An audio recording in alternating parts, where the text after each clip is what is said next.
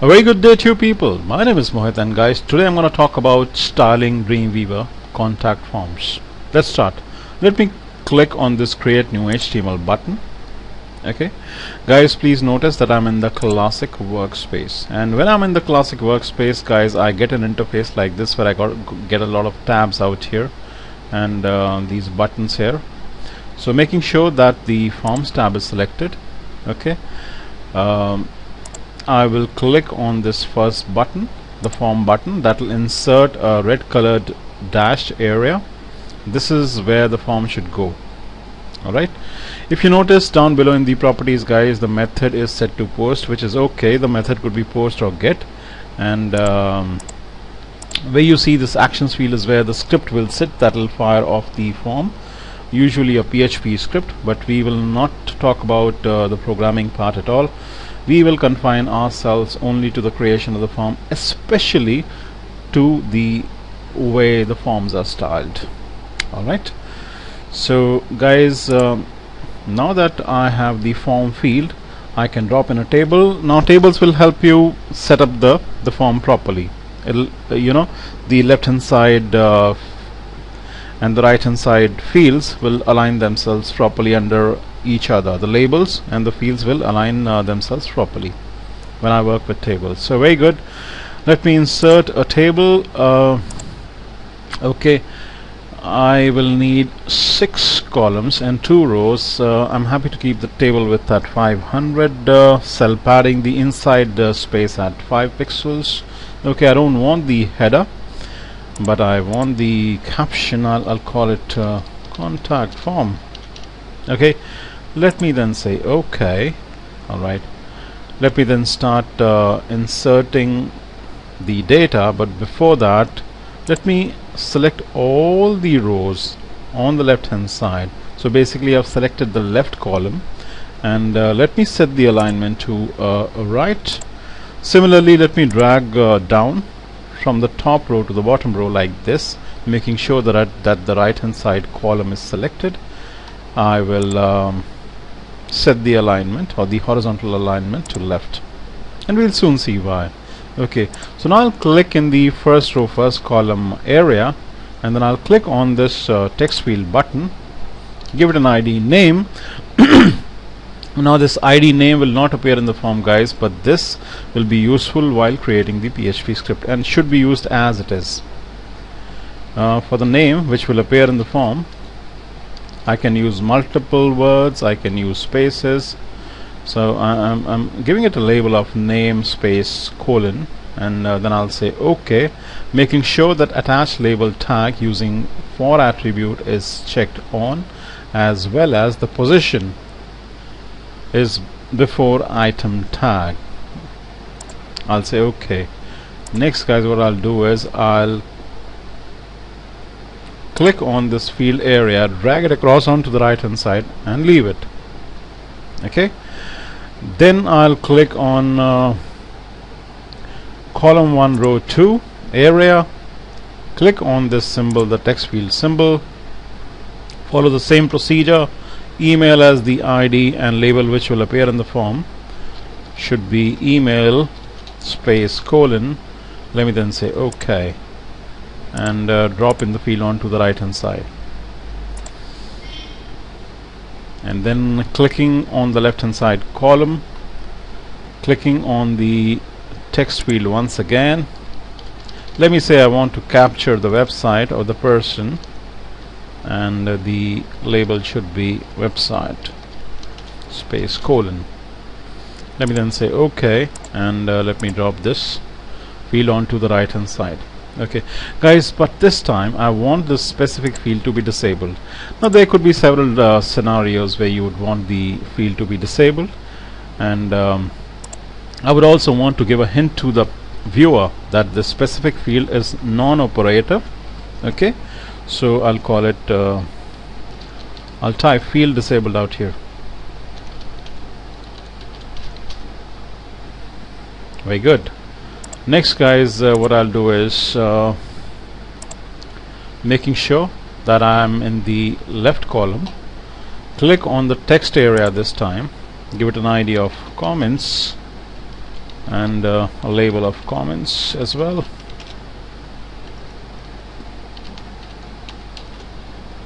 I'll say OK. Drop in the field onto the right hand side. Very good, guys. Now this time I'll be in the right hand side column. I don't want to give it a label.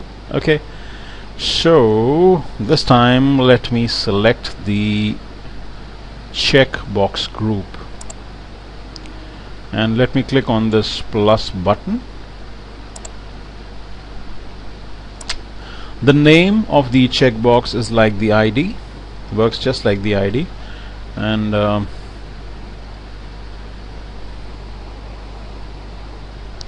let me then say, in fact let me get rid of one field. I'm happy to have just two fields, and for the name let me say gender. That'll work like the ID, and for the checkbox let me say male, male, female, female. So the labels will appear in the form area, the values will not. Okay, the values will be fed to the name or the ID and will be shown in the email, guys, but the values do not appear in the form. What actually appears in the form is the labels. Okay, and I can have the layout as tables, or I can have line breaks in between them. Let me keep it at the default table. Let me then say OK. Now guys, what I'll do is I'll deliberately select male. Okay, and if I go to the properties, I'll keep the initial state at checked. I have a reason for that, and we'll soon see why did I do that. Okay, next guys, the form is ready. Okay, but I need two buttons, so let me get the reset form button and the submit button. So let me click on this button symbol, and I don't need to give a label when I'm using buttons, guys. All I need to do is just give it an ID. So how about clear form? Okay, no labels required, guys. Let me then say OK. But since this is not a submit button, it's a reset button, I need to go to the properties, just select reset form as the action, and where you see the value, it's actually the button label. Let me then say reset form. Okay, the label changes. Right, let me drop in the submit button now. So making sure that I'm in the right hand side column, let me click on the button symbol once again, give it an ID of submit. Okay, no labels required. Let me then say OK, and submit form for the value. That'll work like the label of the button. Very good. So the form is ready, guys. Alright, let me take a preview in Google Chrome. After saving the changes, let me call it form.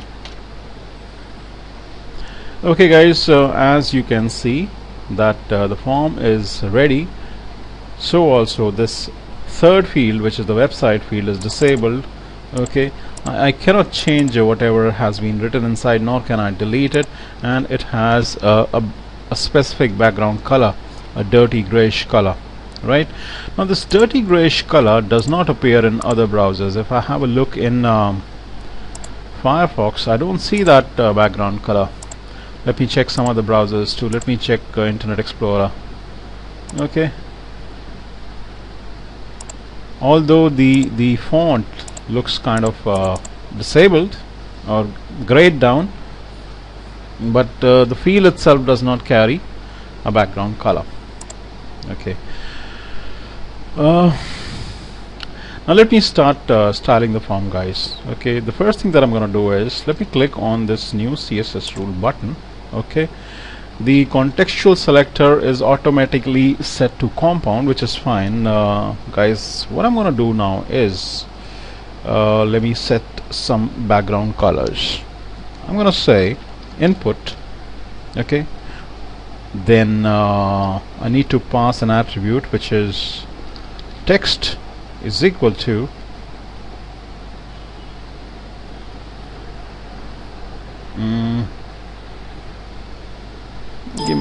Give me a minute, let me cancel it. Let me just check the code.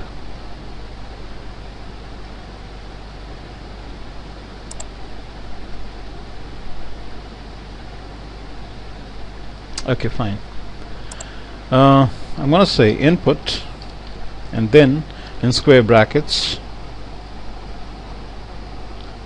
type is equal to text.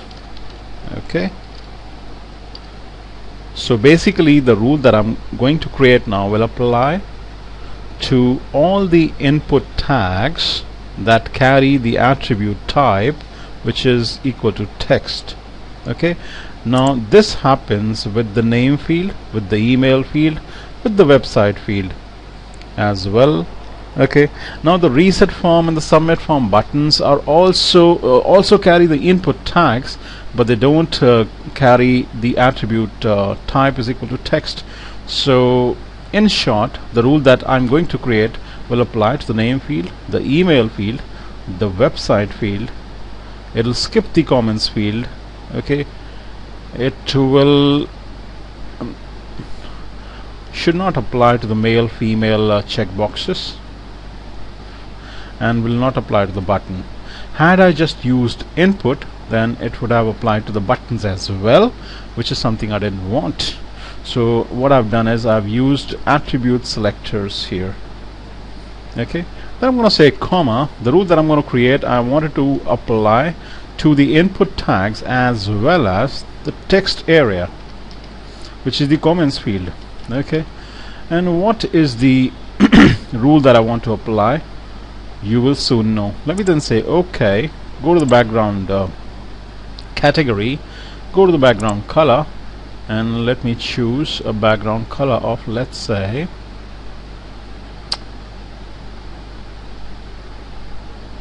a hash FFC. Wonderful. Let me then say okay and take a preview in Google Chrome after saving the changes to the form. Alright, so guys, every field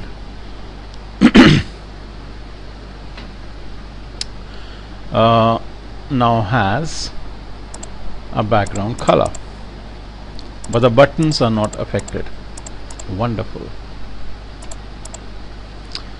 Okay, next what I'm going to do, guys, is create yet another CSS rule. Okay, drop down the contextual selector to a compound, and then let me say input colon checked. Now guys, this rule, the compound rule that I'm going to create, will apply to these check boxes only in the checked state. Okay, so this option male will get the rule that I'm going to create very soon, immediately after. Okay, now this checkbox actually is has the input tag. Okay, that's why I've used the input, but I'm using the pseudo-class selector checked, so the rule will get applied to the first checkbox and not to the second checkbox. Okay, then guys, I will not apply the rule through the dialog box that's in front of you. In fact, I cannot do so. I'll need to hand code it. So I'm going to say OK and go inside the style sheet, that is inside the header of the form, and then let me manually type the CSS rule. I'm going to say a box shadow. Alright, and then say 3, let me then say 0px space 0px space 0px once again, and then 3px. Alright, and then the color, which I'll keep as black. Sorry, the color black, and then semicolon. Okay, so I want my checkbox, which is in the selected state, to have a shadow all around. When I keep these first two values at 0, I'm telling that I want the shadow to be all around, and this shadow should be 3 pixels long and should carry the color black. Let's see, guys. Now this is supported not across all the browsers, but it shows up very well in Firefox and Opera. Let's check it out. Let me preview in Firefox first. Okay guys, as you can notice, this first checkbox displays the shadow all around. Now the second checkbox does it too. Okay, so this is a pretty useful compound rule, or it's also called the pseudo-class selector. Checked. Wonderful. But guys, as I said, you will not be able to see it across all the browsers. The shadow, it's not seen in Google Chrome, neither can I see it in Safari. Even though I use the vendor prefixes, for most people they have never heard this word vendor prefix, but even though I use the vendor prefix, it still does not matter. And but yes, it's supported in IE and Opera. Let me show you in IE. Okay, with IE guys, it's kind of funny the way the shadow appears. It more or less appears like an outline all around the checkbox. Okay, and let me show it to you in Opera. Opera is fine guys, no problems there. So it looks cool as far as Opera and Firefox is concerned, but does not show up in any other browser. Wonderful.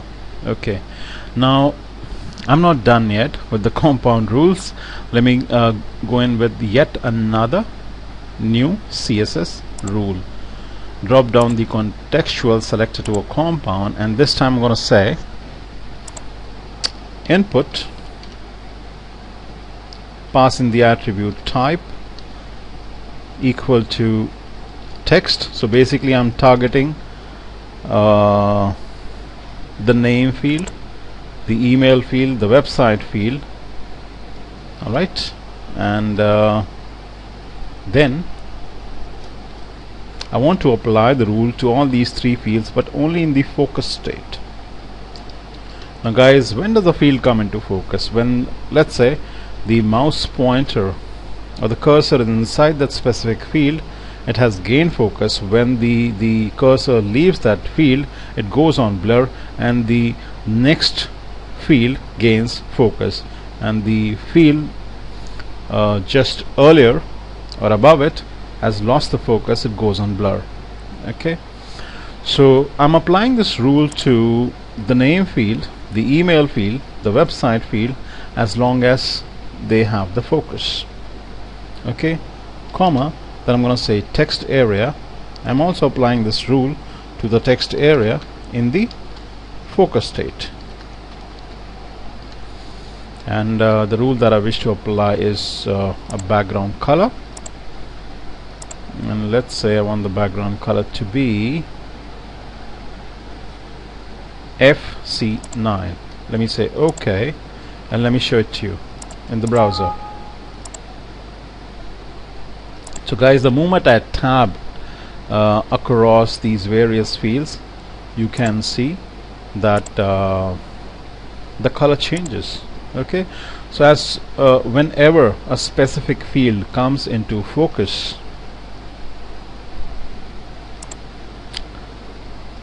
the color of that specific field changes. Let me show it to you in Firefox. And guys, as you must have noticed, it simply skips this disabled field altogether. Okay, wonderful. But I'm not done yet guys. So what I'll do is I'll click on this new CSS rule button once again, and drop down the contextual selector to a compound. This time let me create yet another complex compound rule. Well, it's actually not so complex, and let me say input colon disabled.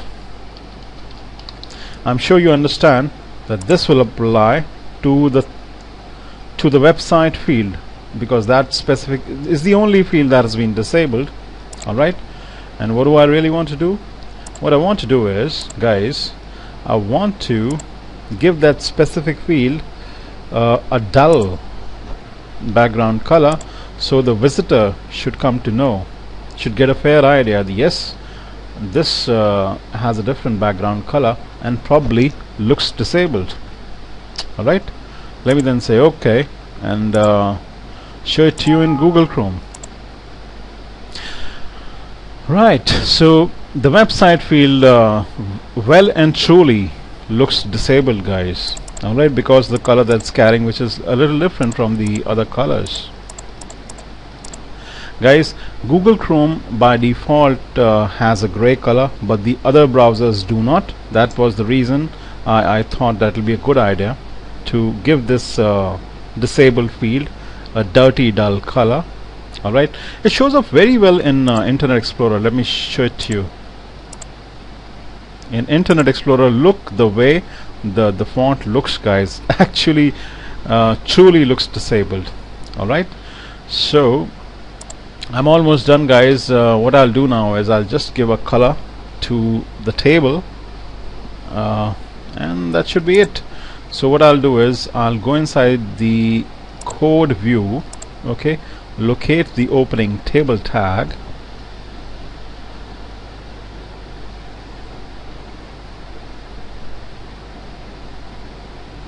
which is here, and give it an inline style of let's say a background color. Let me choose a color. How about this color? Let's see how it actually looks in the browser. Let me take a preview in Google Chrome. Alright, looking cute. And when I tab down, the fields change color when they come in focus. So guys, that's it. I hope you enjoyed this tutorial, you learned something useful. I'll see you next time with yet another Dreamweaver tutorial, or it could be Flash with ActionScript 3. Peace till then. Enjoy. Bye bye.